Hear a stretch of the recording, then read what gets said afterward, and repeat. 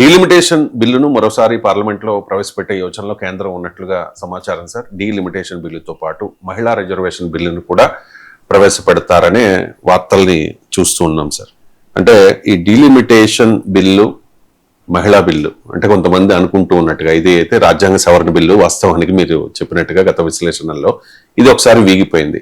మళ్ళీ ఇప్పుడు డీలిమిటేషన్ బిల్లును, మహిళా రిజర్వేషన్ బిల్లును పార్లమెంట్లో ప్రవేశపెట్టడం వెనుక ఉన్న బీజేపీ వ్యూహం ఏంటి సార్? అండ్ ఇంకొక ఇంపార్టెంట్ థింగ్, ఈసారి అంటే గతంలో ప్రతిపక్షాల నుంచి విమర్శలు వచ్చాయి, వ్యతిరేకంగా ఓటేశాయి కూడా. ఏకాభిప్రాయ సాధన బాధ్యతలు ముఖ్యమంత్రి చంద్రబాబు నాయుడుకు అప్పగిస్తున్నట్లుగా ఆంధ్రజ్యోతి వార్త సార్. ఇది ఏంటి సార్ కేంద్రం వ్యూహం ఏంటి? అంటే మీరు అన్నట్లు ఇది డీలిమిటేషన్ బిల్లు, మహిళా బిల్లు, సవరణ బిల్లు రెండు తెస్తే అభ్యంతరం ఏముంటుంది? అది తెస్తే అభ్యంతరం ఏంటి? రెండు బిల్లులు తేవడం లేదు, ఒకటే డీలిమిటేషన్ బిల్లు, దానికి మహిళా బిల్లు అని చెప్తున్నారు. నిజంగా చెప్పాలంటే డీలిమిటేషన్ బిల్లు, మహిళా రిజర్వేషన్ బిల్లు, సవరణ బిల్లు రెండు తేవాలి. డీలిమిటేషన్ బిల్లులోమో సీట్ల సంఖ్యను పెంచుతూ అందులో క్లియర్ గా ఒక క్లాస్ పెట్టాలి. The existing share of different states will not be altered అని. అంటే ఇప్పుడు రాష్ట్రాలకు ప్రస్తుత లోక్సభలో ఉండే నియోజకవర్గాల వాటాను తగ్గకూడదు, మారకూడదు అని పెట్టాలి. ఇది మొదటి క్లాస్. అప్పటికీ కూడా అరిథమెటిక్ గా డిఫరెన్స్ ఉంటుంది. ఇప్పుడు మీకు తెలంగాణ, ఆంధ్ర కలిపితే 42 సీట్స్ ఉన్నాయి, ఇది కాస్త 63 అవుతుంది.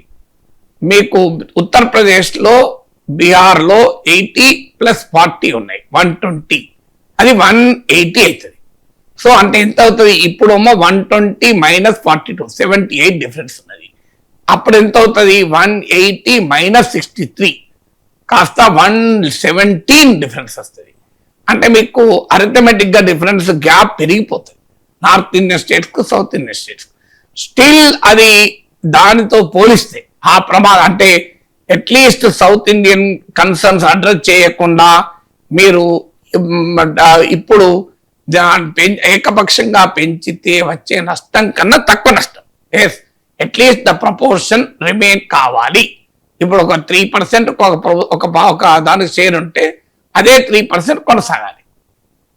ఇది క్లాజ్ లో పెడుతూ గతంలో తెచ్చిన డీలిమిటేషన్ బిల్లులో ఇది లేదు. ఇది లేక అమిత్ షా ఓరల్ స్టేట్మెంట్లు ఉందని. ఓరల్ స్టేట్మెంట్ అనేది నిలబడదు, అల్టిమేట్ గా నిలబడేది చట్టంలో ఏముందని. ఎందుకంటే మనకు ప్రత్యేక హోదా అనుభవం ఉంది, ఓరల్ గా ప్రైమ్ మినిస్టర్ అష్యూరెన్స్ ఇచ్చాడు, కానీ ప్రత్యేక హోదా చట్టంలో లేదు కనుక మేము చేయలేకపోతున్నామని క్లియర్ గా చెప్తున్నారు. మీరు అది ఇది కూడా రేపు ప్రైమ్ మినిస్టర్ అష్యూరెన్స్ కి విలువ, లేకపోతే హోమ్ మినిస్టర్ అష్యూరెన్స్ కి విలువ ఉంటుంది. అందువల్ల ఇది డేంజరస్, బిల్లులో చేర్చండి. చివరి నిమిషంలో ఏమన్నాడు అమిత్ షా? మీరు నాకు 1 గంట టైం ఇస్తే అపోజిషన్, నేను సవరణతో వస్తా అన్నాడు. అసలు అపోజిషన్ 1 గంట టైం ఇవ్వన్నాడు ఏంటి? నాకు అర్థం కాదు. హోంమంత్రికి సమయం ఇచ్చేది అపోజిషనా? ఇవ్వాల్సిన స్పీకర్ కదా. మరి అపోజిషన్ ఎందుకు అడిగాడు? అక్కడే స్ట్రాటజీ. అపోజిషన్ అడిగి ఒక కండిషన్ పెట్టాడు, మీరు బిల్లును సమర్థిస్తాను, నేను సవరణ తీసుకొని వస్తే మీరు సమర్థిస్తాను అంటే నేను తీసుకొస్తాను అన్నాడు. సవరణ ఎలా ఉంటుందో తెలియకుండా నేను ఎట్లా మేము మాటిస్తామని అపోజిషన్ ఉంది. అంటే నాకు మనం అన్నాం అనుకోండి, మీరు పలానా టిఫిన్ లేదా అన్నారు అనుకోండి, నువ్వు గ్యారంటీగా టేస్ట్ ఉంటుందని అంటే తినే కాదు టేస్ట్ ఉంటుందని మెచ్చుకుంటా అంటే నేను చేయిస్తా. అరే నువ్వు చేసినాక కదా నాకు అర్థమయ్యే టేస్ట్ ఉంటుందా లేదా?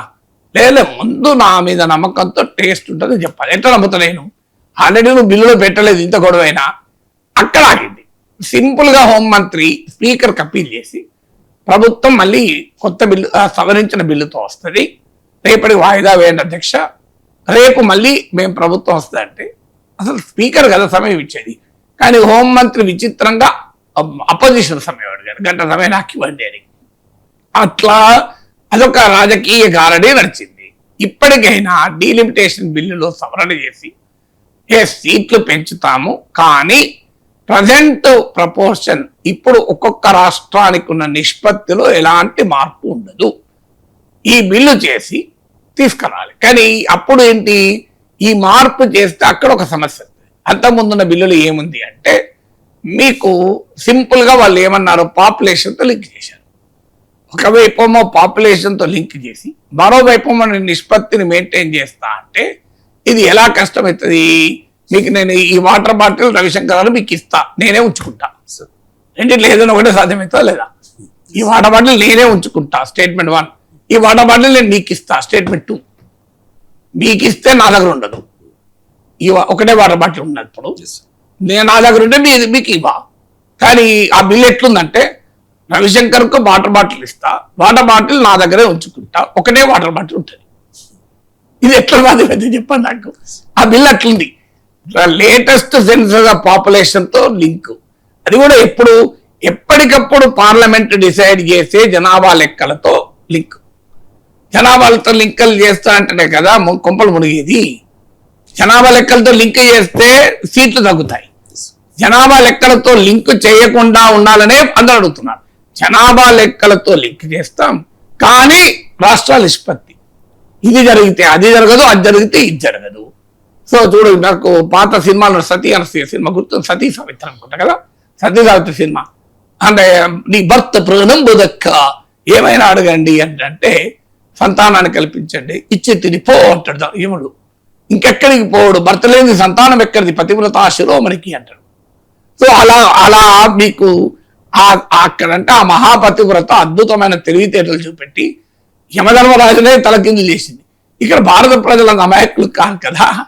మీకు ఇక్కడ భారత ప్రజలు మీరంత అమాయకులను చేసి మీకు జనాభా లెక్కలకు అనుగుణంగా సీట్లు ఉంటాయి కానీ నిష్పత్తి అదే ఉంటుంది. ఇది ఉంటే అది ఉండదు, అది ఉంటే ఇది ఉండదు. ఎట్లా సాధ్యమవుతుంది? మీకు అంత క్లియర్ చెప్పాడు. ఒకటే వాటర్ బాటిల్ ఉంటుంది, నా దగ్గర వాటర్ బాటిల్ ఉంచుకుంటా, మీకు కూడా వాటర్ బాటిల్ ఇస్తా. ఎట్లా సాధ్యమవుతుందండి ఇది? నేను వాటర్ బాటిల్ తాగుతాను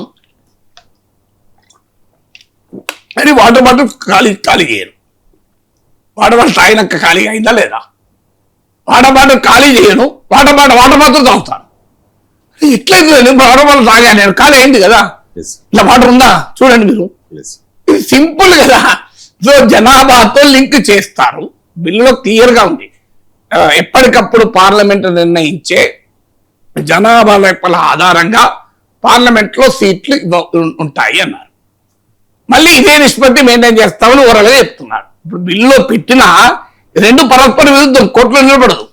అందువల్ల మీరు అది మార్చండి. ఫస్ట్ పాపులేషన్ తో లింక్ చేసి ఒక నియోజకవర్గాల పరిధిని డిసైడ్ చేస్తాం కానీ సీట్ల సంఖ్య రాష్ట్రాలకు మాత్రం నిష్పత్తి అలాగే ఉంటుంది అని రాయాలి.